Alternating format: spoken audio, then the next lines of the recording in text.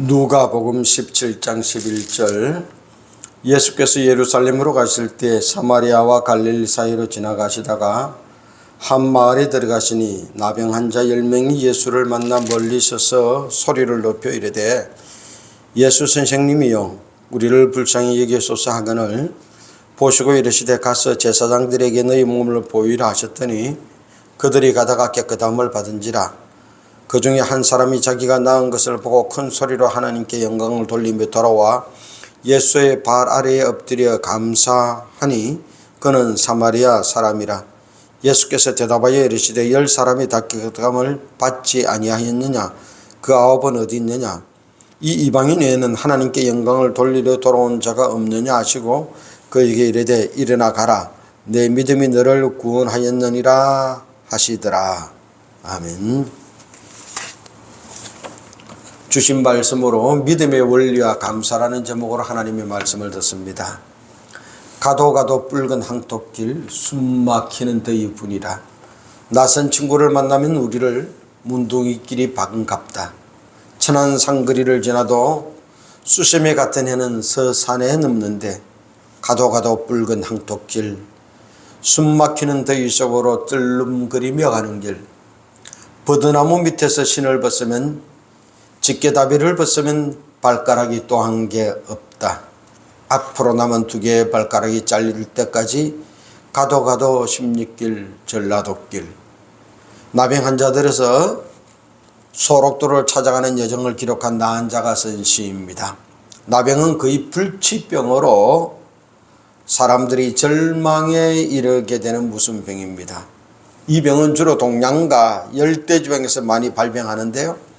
외프로부터 시작하여 세균장용으로 눈썹, 뺨, 코, 귀 등에 결절이 생기고 썩으며 손과 발에 관절을 녹여 손가락이나 발가락이 떨어져 나가는 무슨 병입니다. 이런 나병은 동서고금을 막론하고 혐오스럽고 고치기 어려운 병으로 여겼기 때문에 일반인들과 격리를 시켰고 성경에는 이 나병을 죄의 결과로 보기도 했습니다. 그러나 성경에 나타나는 모세라든지 미리암, 아람의 나아만 장군은 나병 고침을 받았습니다. 오늘 말씀에 10명의 나은 자가 깨끗해진 이 말씀을 통하여 주시는 믿음의 원리입니다. 첫 번째로 오늘 말씀을 통하여 주시는 믿음의 원리 첫 번째는 문제 있는 사람에게 예수님이 필요하다는 말씀입니다. 나병 걸린 사람들은 다른 사람과 함께 마을에서 살 수 없는 것이 그들의 운명입니다. 나병에 걸리기만 하면 그 사람이 어떤 신분이었다 할지라도 정든 고향과 가족을 등지고 쫓겨났습니다. 뒤에 수는 가족을 생각하면 애간장이 녹습니다. 그러나 어찌합니까? 법이 그러니 헤어질 수밖에 없습니다. 살기 위하여 어디론가 가야만 했습니다. 어디로 가야 하는지 모릅니다. 어디 가서 살 수 있을지도 모릅니다. 어제의 친구도 소용없고 고향에 많은 재산도 아무 소용없습니다. 사람이 살지 않는 곳, 사람들이 잘 안 오는 곳을 찾아야만 살 수 있습니다. 사마리아 사람도 잘 안 오고 갈릴리 사람도 잘 안 오는 곳, 사마리아와 갈릴리 사이가 안성맞춤입니다. 바벨론 포로에서 돌아와서 유대인이 사는 지역이 나뉘어졌습니다. 이방 사람과 결혼한 것을 후회하고 결혼한 이방 사람과 다시 이혼을 하고 유대인의 전통을 찾은 사람들은 갈릴리에 모여 살았고, 그래도 어떻게 한번 결혼해서 애들을 낳고 사는데 이혼을 하나 그리 못한다 하고 같이 사는 사람들은 사마리아 지방에 모여 살았습니다. 그때부터 갈릴리 같은 유대인이지만 갈릴리 사람들은 사마리아 사람들을 사람 이하의 취급을 했습니다. 종교적으로 거룩함을 회복하지 못했다 하여 사람 취급하지 않았습니다. 심지어 길가에서 만나면 얼굴에 침을 뱉게 됩니다. 그래도 사마리아 사람은 아무 말도 못하고 참고 살았습니다. 그러니 서로 안 만나는 것이 상책입니다. 그래서 갈릴리 사람들은 사마리아 근처에 가기 싫어했고 사마리아 사람들도 갈릴리 근처에 가기 싫어했습니다. 그러니 자연적으로 쫓겨난 사람들이 나병 환자들이 모여 살게 되었습니다. 그들은 거기에서 서로 위로하며 살았습니다. 이렇게 모여 앉아 이야기하던 어느 날 누군가 한 사람이 예수님에 관한 소식을 가져왔습니다. 예수님은 못 고치는 병이 없대. 그래? 그럼 우리도 예수님 만나면 고쳐지겠네. 그럼 고쳐지지.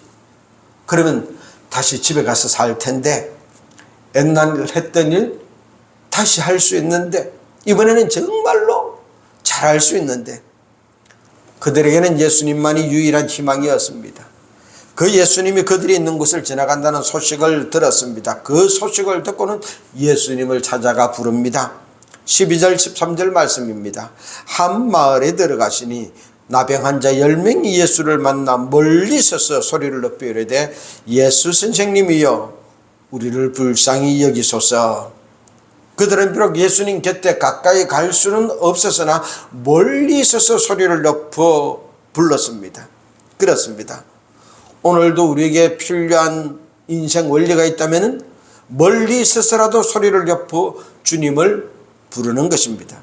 주님, 나를 불쌍히 여겨주세요. 내 힘으로는 해결할 수 없습니다. 제발 나 좀 불쌍히 여겨주세요. 우리가 할 일은 그겁니다. 주님은 친히 마태복음 9장 12절 13절에서 말씀하십니다. 예수께서 들으시고 이르시되 건강한 자에게는 의사가 쓸데없고 병든 자에게라야 쓸데있느니라.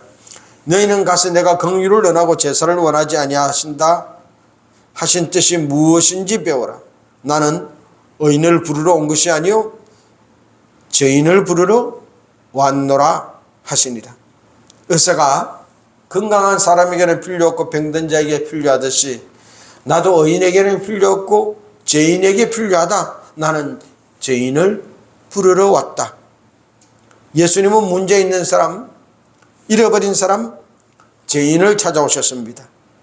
예수님은 부족하고 연약한 사람, 무언가가 필요한 사람을 찾아서 그 사람의 문제를 해결해 주십니다. 내 인생에 문제가 있습니까? 내 힘으로 해결하지 못할 문제가 있습니까? 주님을 부르세요. 나의 죄 때문에 차마 주님 곁에 가까이 가지 못할지라도 멀리 있으라도 큰 소리로 부르세요. 주님께서 대답하여 주십니다. 주님께서 해결해 주십니다. 내 문제가 해결되지 못하면 주님의 능력이 작음이 아니라 나의 부르짖음이 작기 때문입니다. 옆에서 누가 듣고 시끄럽다 말할지라도 아랑곳하지 않고 주님을 부르세요. 유별나게 기도한다 할지라도 주님을 부르세요. 주님께서 응답하십니다. 인생에 문제가 있습니까?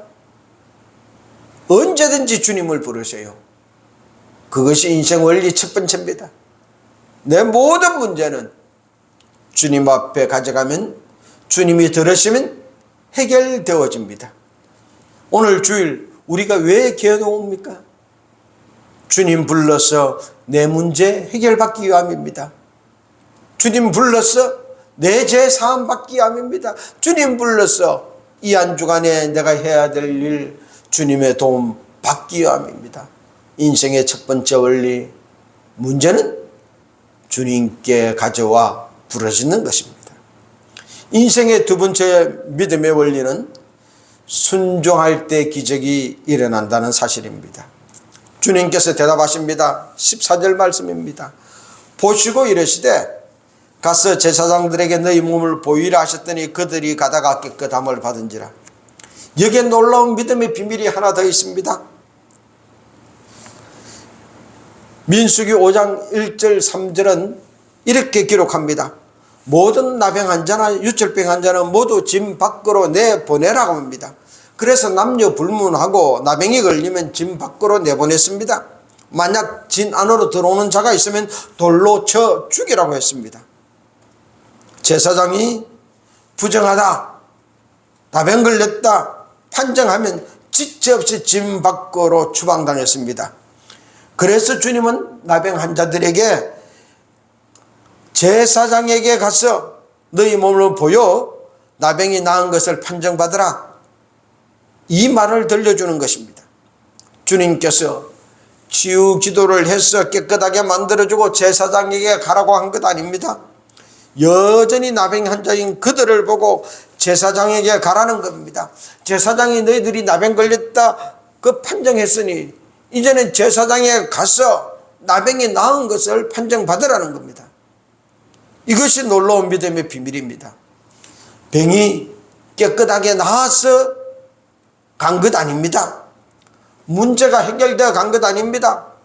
해결될 줄 믿고 갔습니다. 해결된다는 말씀을 믿고 갔습니다. 오늘 우리는 잘못된 믿음을 가지기 쉽습니다. 예수님, 먼저 내 문제 해결해 주세요. 그러면 제가 충성하겠습니다. 먼저 내 병 고쳐주세요. 그러면 제가 충성하겠습니다. 먼저 복 주세요. 먼저 잘되게 해주세요. 그러면 제가 충성하겠습니다. 기적과 표적을 보여주십시오. 그러면 주님께 순종하겠습니다. 라고 말합니다. 그러나 이것은 믿음의 원리에 위배됩니다. 예수님께서 하신 말씀을 믿고 먼저 순종하는 겁니다. 여리고성을 먼저 무너뜨린 후에 여리고성을 정복하라고 하신 것 아닙니다. 여리고성은 무너지지 않았고 우뚝 솟아 있음에도 불구하고 믿음으로 여리고성을 하루에 한 바퀴씩 돌아라는 겁니다. 그 하나님의 말씀에 순종하여 믿음으로 돌 때 마침내 여리고성은 무너지고 정복할 수 있었습니다. 하나님은 이스라엘 백성들에게 요단강을 먼저 갈라놓고 지나가라고 하시지 않았습니다. 요단강은 여전히 넘실거리지만 하나님 말씀에 순종하여 믿음으로 요단강을 발로 밟았을 때 요단강이 갈라졌습니다. 이스라엘 백성들은 그 갈라진 요단강을 통해서 가나안 땅에 들어갈 수 있었습니다. 문둥병 걸린 나아만에게 그 병을 먼저 고쳐주고 요단강에 가서 목욕하라고 하지 않았습니다. 여전히 문둥병 걸렸지만 요단강에 가서 네 몸을 씻으라는 말씀에 순종하여 요단강에 들어가 그 몸을 7번 씻을 때 나병이 깨끗이 나았습니다. 오늘 우리의 믿음의 원리도 마찬가지입니다. 주님의 말씀을 믿읍시다. 믿고 갑시다. 그때 믿음이 현실로 나타납니다. 믿음은 바라는 것들의 실상이요 보지 못하는 것들의 증거라고 말씀하셨습니다. 주님의 말씀을 믿고 달려갈 때 모든 문제는 해결되어집니다. 믿음의 원리 두 번째는 말씀하셨으면 그대로 믿고 순종하는 것입니다. 가능성이 있어서 되어가기에 아닙니다. 아무런 현상과 징조 보이지 않을지라도 주님 말씀이면 믿고 아멘으로 순종하는 것이 믿음의 원리 두 번째입니다. 그때 요단강은 갈라졌고 여리고성은 무너졌고 나아만의 나병은 치유되었습니다. 오늘 달려가는 이 10명의 나병 환자들도 그때 깨끗이 고침받았습니다. 믿음의 원리 세 번째는 하나님께 영광을 돌리고 감사드리는 겁니다. 예수님의 은혜를 깨닫고 드리는 감사입니다.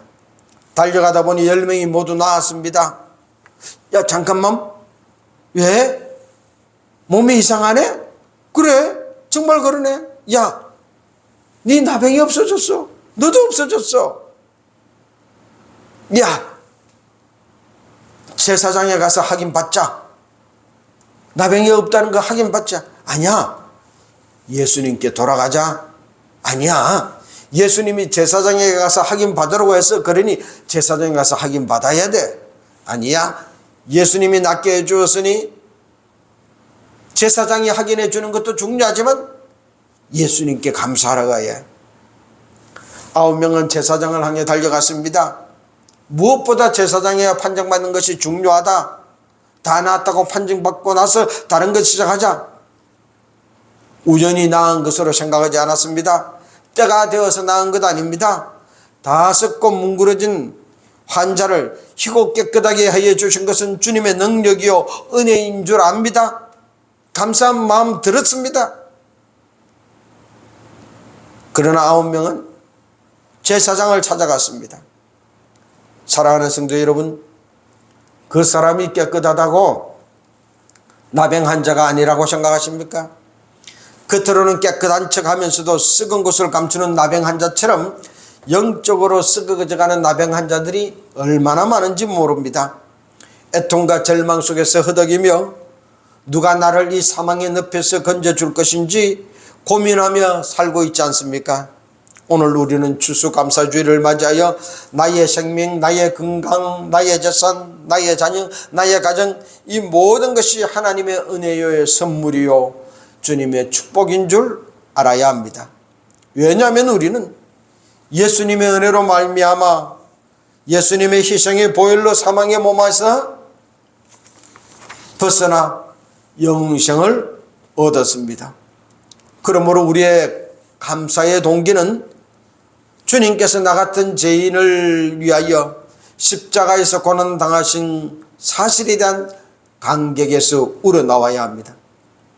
부유하던 예수님 날 위하여 가난하게 되시고 날 존귀하게 하시려고 스스로 빛나는 몸을 베시고 말 구유 위에 누우시고 최후의 그 머리에 가시관을 쓰시면 죄악으로 가득한 머리를 깨끗게 하시며 우리를 고치시려고 손발과 옆구리에 창가못에 찔리시어 물과 풀을 다 쏟아쓰셨기 때문입니다. 이런 고난의 삶을 사신 분이 주님이십니다.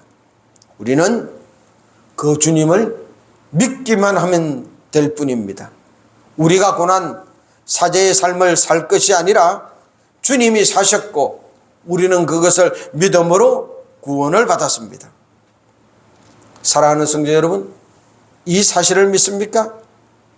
이 믿음의 은혜를 깨닫는 사람은 내가 고난의 삶을 산 것이 아니라 주님이 고난의 삶, 주님이 대속의 삶을 사셨고 나는 그것을 믿음으로 구원을 받았다는 이 사실을, 이 은혜를, 이 믿음의 비밀을 깨닫는 사람은 어떤 상황 속에서도 주님께 감사하게 됩니다.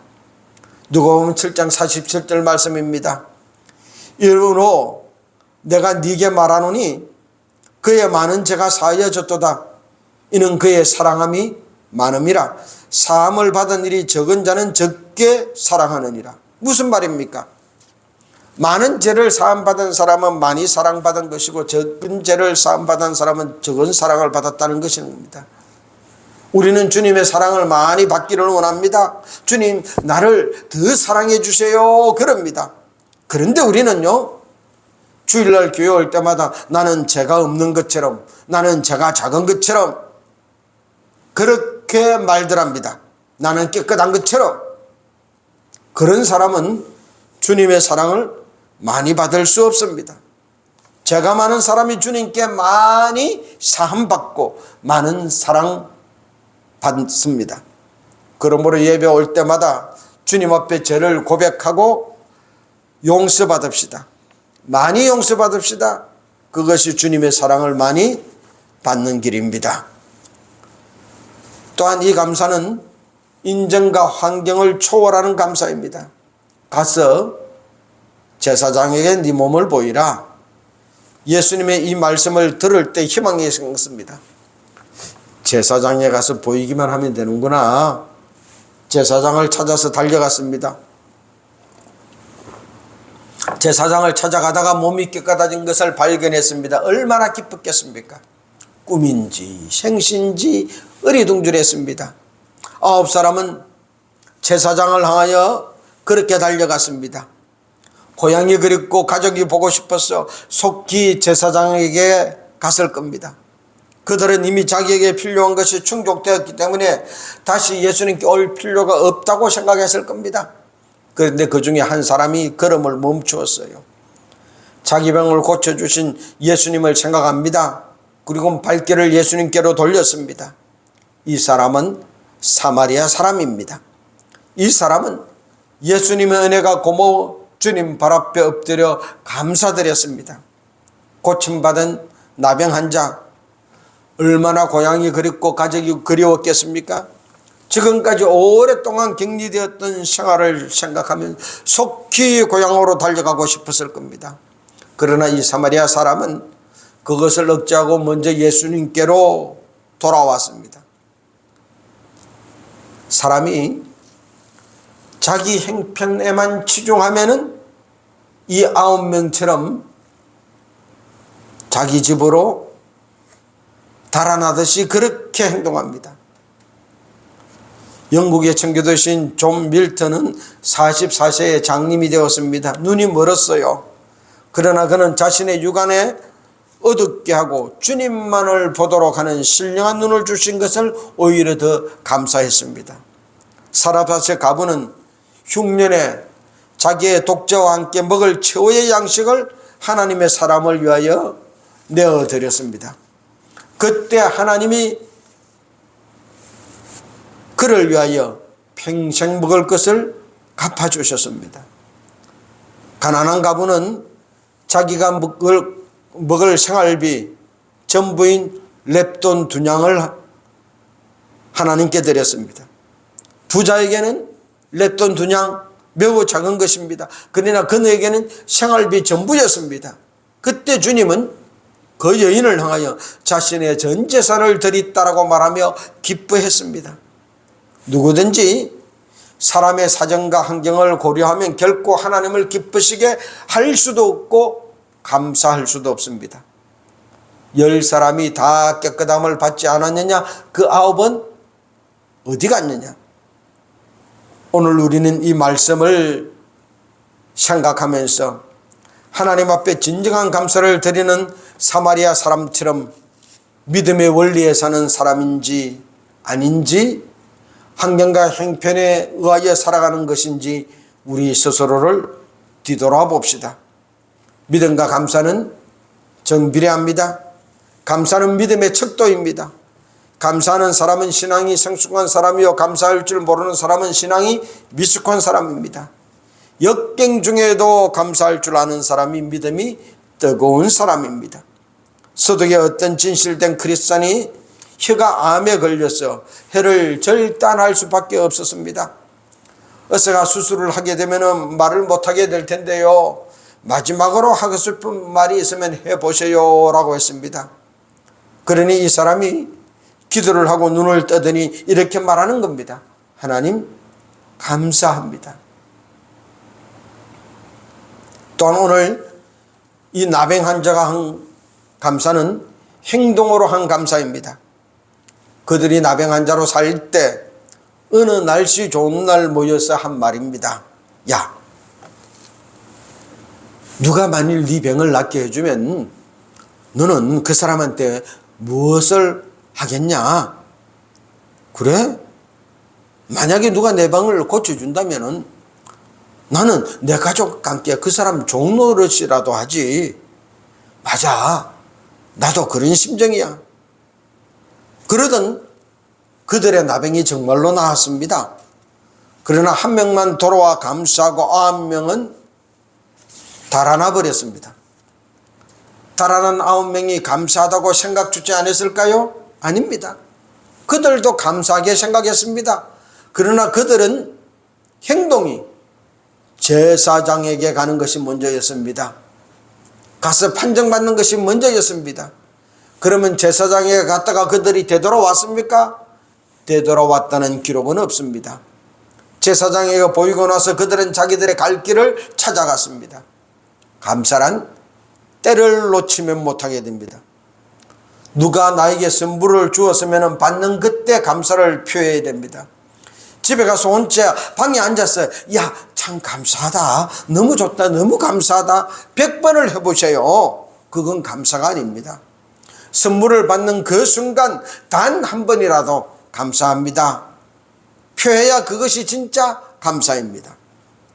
남은 한 사람이 마음속에 있는 감사를 행동으로 표했습니다. 주님께 돌아왔습니다. 그러나 9사람은 감사의 행동이 없었습니다. 우리는 믿음으로 말미암아 구원을 얻고 어렵다함을 얻습니다. 우리의 행동이 아니라 믿음으로 분명히 구원을 얻습니다. 그러나 우리가 이 사실을 행동으로 보여야 할 것이 있으니 그것은 곧 감사입니다. 믿기만 했는데 나를 구원해 준 주님께 감사드리는 겁니다. 나는 믿기만 했음에도 불구하고 구원받았다는 사실을 감사로 표해야 합니다. 비록 구원은 믿음으로 받았으나 우리는 행동으로 감사해야 합니다. 사랑하는 성도 여러분, 감사함으로 행동으로 표현합시다. 미국에서 가난한 가정에 태어나 수많은 고생 끝에 백화점 왕이 되고 재무부 장관이 되고 미국의 10대 재벌이 되고 YMCA 창설자가 된 존 와나메이커가 자기 혼자서 100만 불짜리 예배당을 짓고 헌당식 할 때 눈물을 흘리면서 한 말입니다. 내가 주일학교에 다니던 어린 시절 애들이 줄을 서서 춤추고 감사 예물을 재단에 바치는데 나는 너무 가난해서 빈손으로 온 것이 너무 괴롭고 죄송스러워 주일학교 시간이 끝나자마자 벽돌 굽는 아버지에게 달려가서 아버지, 벽돌이라도 한 수레 주세요.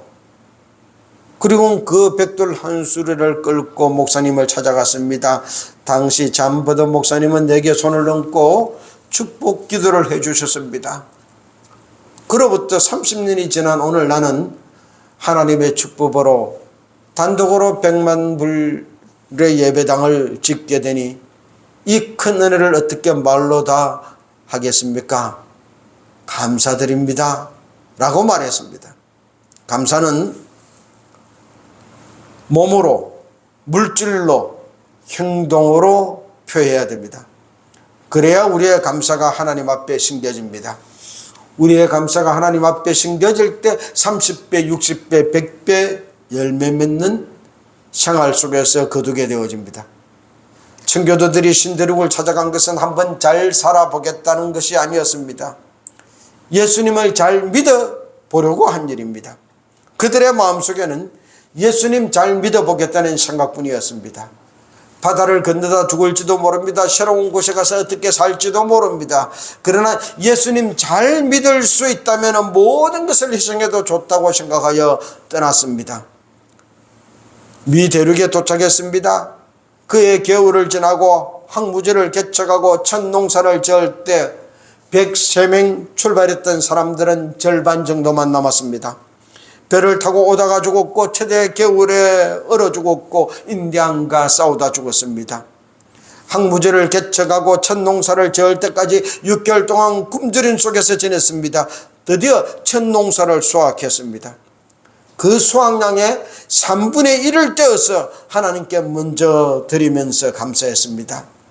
자기들과 싸운 그 인디안, 옥수수 씨앗을 건네준 인디안을 초청하여 하나님께 감사하는 모습을 보여주었습니다. 이것이 오늘 추수감사절의 유래가 되었습니다. 이번 감사절 믿음의 원리로 감사합시다. 예수님이 내 문제 해결해 주시고 존재함을 믿고 감사합시다. 주님의 말씀에 순종하며 감사합시다. 주님이 내 인생 문제의 해답임을 감사합시다. 인정과 환경을 초월하여 행동으로 감사를 표합시다. 이것이 우리의 믿음의 원리입니다. 이런 삶 살겠습니다. 다 같이 결단하는 기도하겠습니다.